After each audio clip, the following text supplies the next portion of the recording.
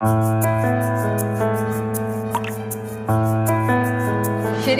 Mukul Balakrishna Vasnik, this is his maiden speech. Thank you ma'am कि जो आपने इस महत्वपूर्ण विषय पर मुझे बोलने का मौका दिया। पहले के कुछ वक्ताओं को मैंने सुना, सत्ता दल से 2 वक्ताओं ने अपने विचार यहां पर रखे।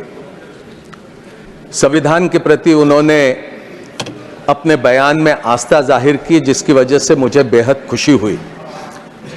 लेकिन जिस तरह से उन्होंने अपनी बातें यहां पर रखी,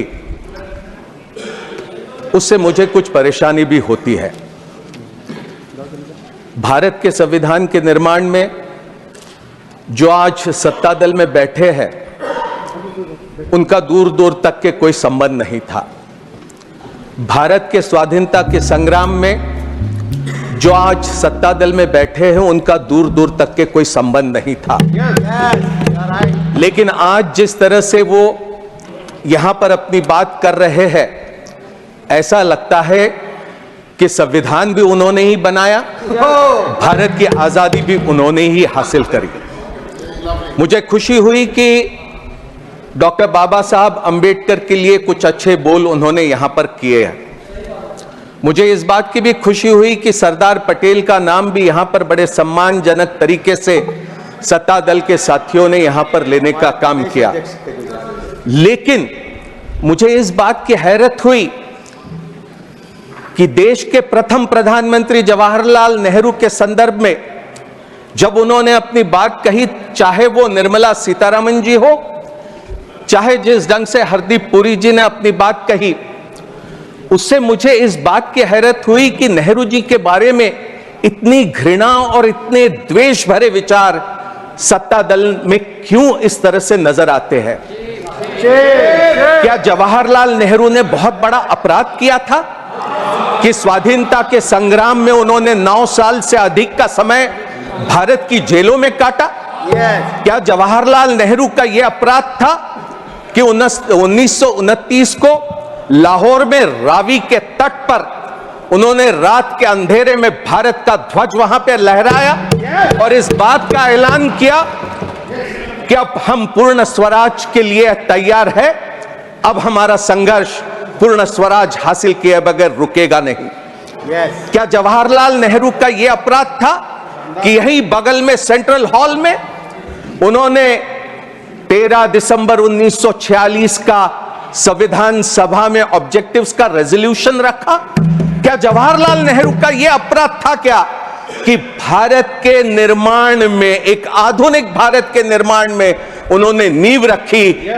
मैं समझता हूं ये सारा द्वेष, ये सारी नफरत जवाहरलाल नेहरू जी के प्रति वो इसलिए है क्योंकि जब भारत का विभाजन हुआ, इस्लाम के नाम पर जब पाकिस्तान बना, तो हिंदुस्तान में भी कोई हिंदू पाकिस्तान निर्माण करने के पक्षधर थे, जिसके खिलाफ में जवाहरलाल नेहरू ने अपनी पूरी ताकत झोंक दिया। क्या ये कभी हिंदुस्तान भूल सकता है? क्या कभी हिंदुस्तान ये भूल सकता है कि विभाजन के दिनों में 5 लाख से अधिक लोगों की मौत हुई, 60 लाख से अधिक लोग विस्थापित हुए, लेकिन वहां पर देश के प्रधानमंत्री प्रथम अपने तमाम साथियों के साथ, सरदार पटेल, मौलाना आजाद, राजेंद्र प्रसाद, इन तमाम साथियों के साथ भारत में शांति बनाने का काम कर रहे थे। 500 से अधिक प्रिंसली स्टेट्स थे, उनको भारत के साथ जोड़ना था। कश्मीर के क्या हालात थे? यहां पर हरदीप पुरी जी जिस तरह से बात कर रहे, ऐसा लगता है इतिहास से इनका कोई सरोकार नहीं रहा। कश्मीर के हालात चिंताजनक हो गए थे और ऐसे हालात में जवाहरलाल नेहरू और देश की पहली सरकार ने जो फैसले किए, मैं समझता हूं कि बड़े सम्मान से हमने उनकी यहां पर याद करने की आवश्यकता है। लेकिन सत्ता दल से कोई बहुत ज्यादा उम्मीद करना मैं नहीं समझता हूं कि मुनासिब होगा। संविधान सभा में 299 सदस्य थे, 70 रजवाड़ों के और 208 ये कांग्रेस पार्टी के, बचे 21 सदस्य या अन्य दूसरे दलों के थे, जिसमें सीपीआई भी था और जिसमें शेड्यूल कास्ट फेडरेशन भी था।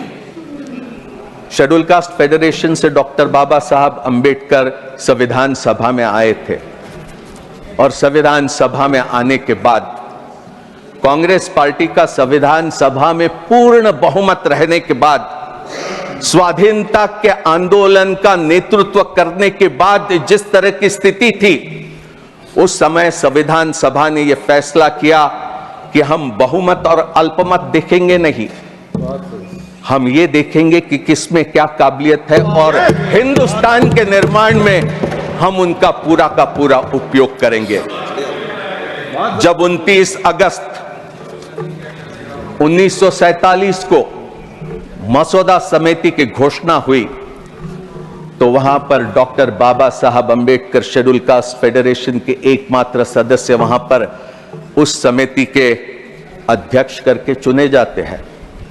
बाबा साहब अंबेडकर जब 25 नवंबर 1939 को संविधान सभा में हुए संविधान पर जो बहस चली थी, उसका जवाब देते हुए कहते कि संविधान सभा में आने के पीछे मेरा बड़ा मर्यादित उद्देश्य था, और वो उद्देश्य था कि अनुसूचित जातियों के व्यक्तियों के अधिकारों की मैं रक्षा करूं। मुझे तब आश्चर्य हुआ जब मसौदा समिति पर मुझे सदस्य करके चुना गया, और मुझे तब और भी आश्चर्य हुआ जब मसौदा समिति का मुझे अध्यक्ष चुना गया। बाबा साहब अंबेडकर के ये बोल है। बाबा साहब अंबेडकर की जो क्षमता थी, जो बुद्धिमत्ता थी, जो विद्वत्ता थी, जो पूरे दुनिया भर का ज्ञान उन्हें प्राप्त था, और एक समाज के किनारे पर खड़े हुए व्यक्ति को जिन्होंने अपने काबिलियत से दुनिया में नाम कमाया था, उसका उपयोग हमारे संविधान बनाने में संविधान सभा ने पूरी तरह से किया। अंग्रेज क्या कहते थे? अंग्रेज कहते थे कि हिंदुस्तान राष्ट्र नहीं बन सकता, हिंदुस्तान ये एक भौगोलिक अभिव्यक्ति है, जियोग्राफिकल एक्सप्रेशन है, ये कभी राष्ट्र नहीं बन सकता। इतनी भाषा है, इतनी रीति रिवाज, इतने धर्म, लेकिन हमारा स्वाधीनता आंदोलन ये इंक्लूसिव था, ये सेकुलर था, ये प्रो पुअर था। ये आंदोलन तमाम लोगों को साथ में लेकर हिंदुस्तान के निर्माण के काम में लगा था। कोई ऑर्डर नहीं।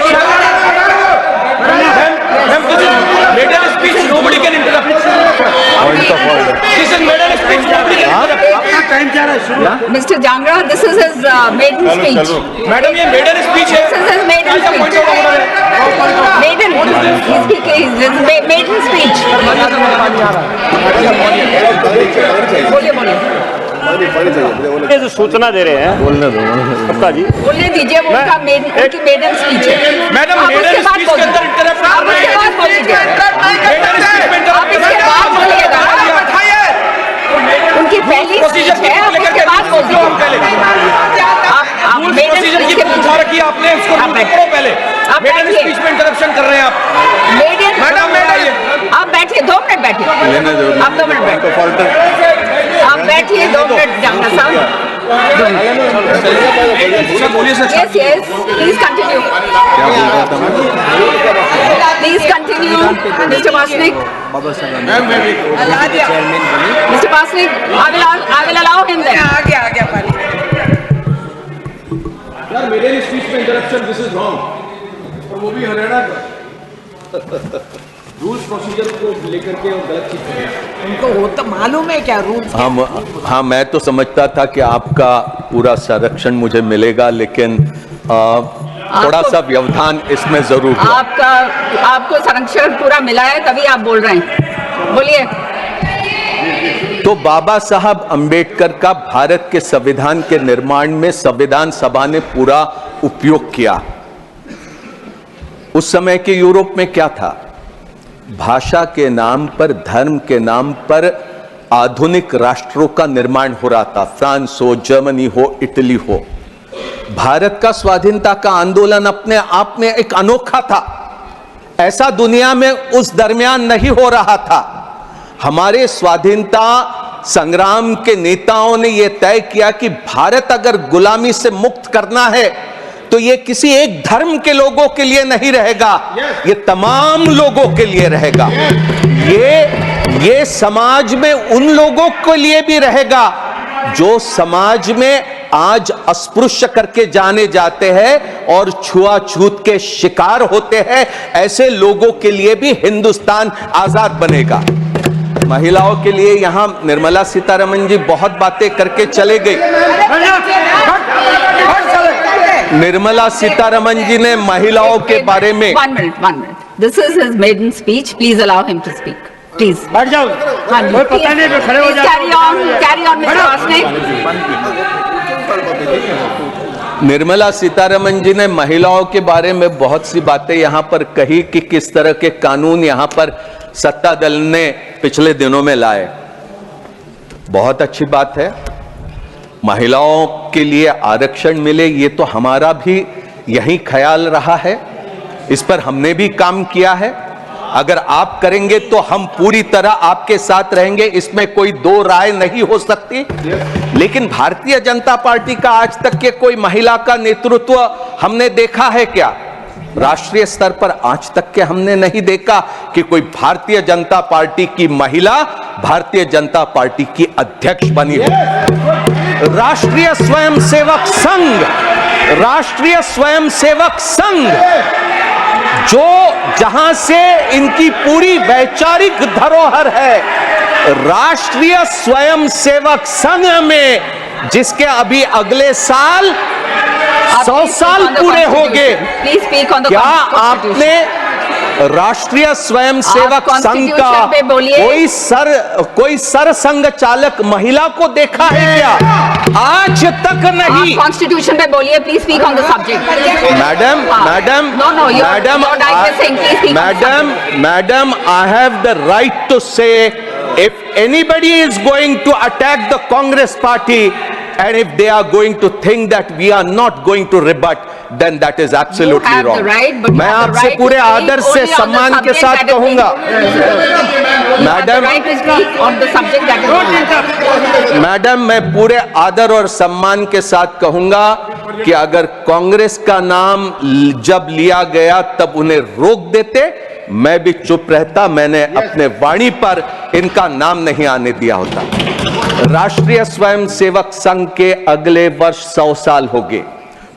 पुरुषों के अलावा महिला वहां पर सदस्य नहीं बन सकती। स्वयंसेवक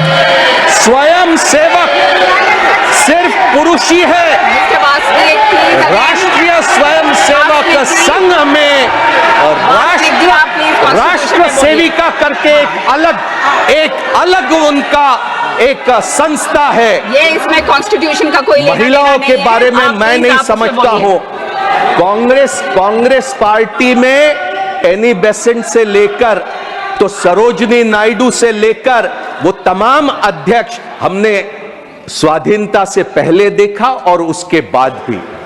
जवाहरलाल नेहरू ने जिस तरह से भारत की नींव रखी और जिस तरह से हमारे संविधान सभा ने, जिसमें बाबा साहब भीमराव अंबेडकर की एक अत्यधिक महत्वपूर्ण भूमिका रही है, मैं बड़े गौरव के साथ, बड़े अभिमान और शान के साथ कह सकता हूं कि भारत जो आज भी आजाद है, भारत जिसकी आज भी एकता बनी है, आज इस संविधान के वजह से वो सभी मुमकिन हुआ है। अन्यथा इतनी भाषाएं, इतने रीति रिवाज, इतने धर्म मैं नहीं समझता हूं कि इतने मजबूती से आगे बढ़ पाते। हमें बड़ा गौरव है कि आज सबसे बड़ा लोकतंत्र करके हम दुनिया में अपनी जगह पाए हैं और मैं उम्मीद करता हूं कि अगर हम भारतीय संविधान के रास्ते पर चलते रहेंगे तो हम और अधिक मजबूत होंगे और अधिक हम दुनिया में अपना नाम रोशन करने में कामयाब होंगे। यहां राजीव जी के बारे में बात कही कि किस तरह से वहां पर इंदिरा जी की हत्या होने के बाद स्थिति पैदा हुई। यहां इंदिरा गांधी जी का शव रखा है। कोई गिन भी लेता कि इंदिरा गांधी जी के छाती पर कितनी गोलियां झेलनी पड़ी थी। कोई यह भी कह देता था कि उस समय के क्या हालात थे जिसमें इंदिरा गांधी को कठोर फैसले करने पड़े थे। यहां मां की लाश जो मुल्क की प्रधानमंत्री थी, वहां पूरी छाती छलनी हुई पड़ी हुई थी और राजीव गांधी निकले दिल्ली के सड़कों पर, जहां दंगे भड़के थे वहां पर शांत करने के लिए। यहां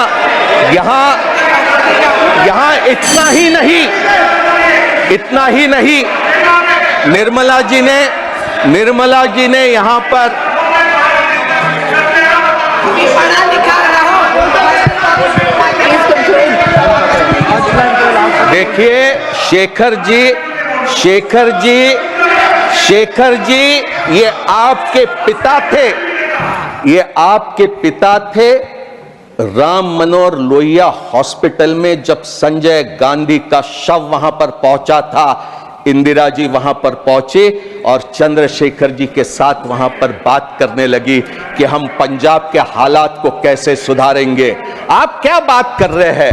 पहले इतिहास को जानने की कोशिश करो। निर्मला जी ने यहां पर मैं आपका संरक्षण चाहूंगा। निर्मला जी ने यहां पर कॉन्स्टिट्यूशन फर्स्ट अमेंडमेंट को लेकर बात कही। पहला जो अमेंडमेंट लाया गया, जवाहरलाल नेहरू प्रधानमंत्री थे, निश्चित उनकी जिम्मेदारी थी। वहां पर ऑब्जेक्टिव्स रेजोल्यूशन, वहां पर वो जब पेश कर रहे थे कॉन्स्टिट्यूशन अमेंडमेंट, तो क्या कहते, statement of objects and reasons में कि the citizens right to freedom of speech and expression guaranteed by article 19(1)(a has been held by some courts to be so comprehensive as not to be culpable even if he advocates murder and other crimes of violence. In other countries with written constitutions, freedom of speech and of press is not regarded as debarring from punishment or preventing abuse of this freedom. आगे में वो पूरा इसका विस्तार से वहां पर objects रखते हैं। Please conclude, your time is over. Doctor Ambedkar भी 2 घंटे पूरा ये अमेंडमेंट के समर्थन में अपनी बात रखते हैं और नेहरू जी ने जो भूमिका रखी उसका पूरा समर्थन करते हैं। हमने 15(4) लाया 51 में, हमने 2006 में 15(5) लाया, जिसके जरिए दलित, आदिवासी और पिछड़े समाज के लोगों को private and public educational institutions में हमने आरक्षण दिया है।